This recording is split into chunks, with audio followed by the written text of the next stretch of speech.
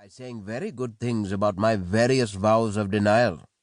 There were also a few lines, perhaps a whole paragraph, describing, in the way he had described the stones and the afternoon light, the serenity and smoothness of my skin.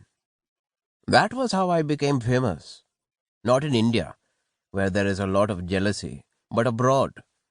And the jealousy turned to rage when the writer's famous novel came out during the war, and foreign critics began to see in me the spiritual source of the razor's edge. My persecution stopped.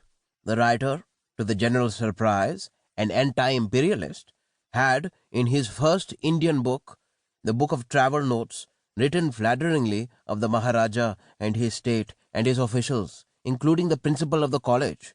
So the attitude of everybody changed.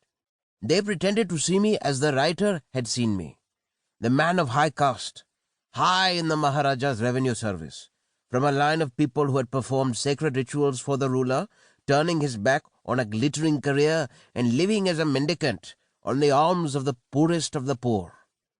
It became hard for me to step out of that role. One day the Maharaja himself sent me his good wishes by one of the palace secretaries. This worried me a lot.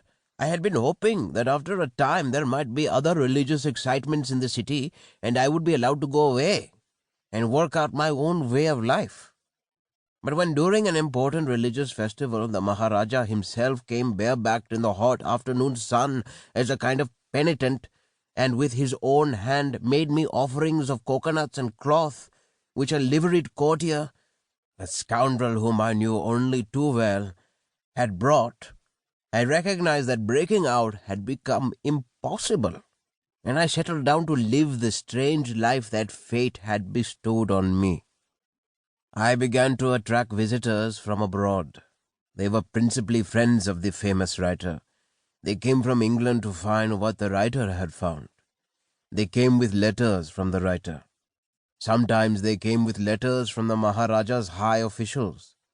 Sometimes they came with letters from people who had previously visited me. Some of them were writers, and months or weeks after they had visited, there were little articles about their visits in the London magazines. With these visitors, I went over this new version of my life so often that I became quite at ease with it. Sometimes we talked about the people who had visited, and the people with me would say with satisfaction, "I know him.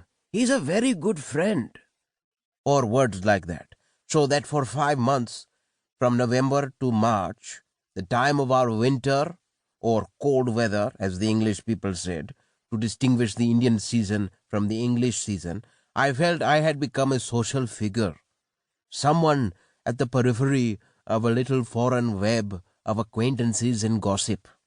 It sometimes happens that when you make a slip of the tongue, you don't want to correct it. You try to pretend that what you said was what you meant. And then it often happens that you begin to see that there is some truth in your error. You begin to see, for instance, that to subtract from someone's good name can also be said to detract from that name.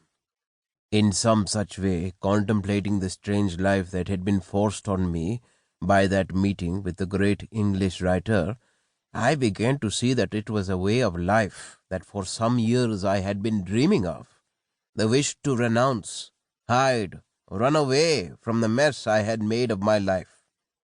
I must go back. We come from a line of priests. We were attached to a certain temple. I do not know when the temple was built, or which ruler built it, or for how long we had been attached to it. We are not people with that kind of knowledge. We of the temple priesthood and our families made a community.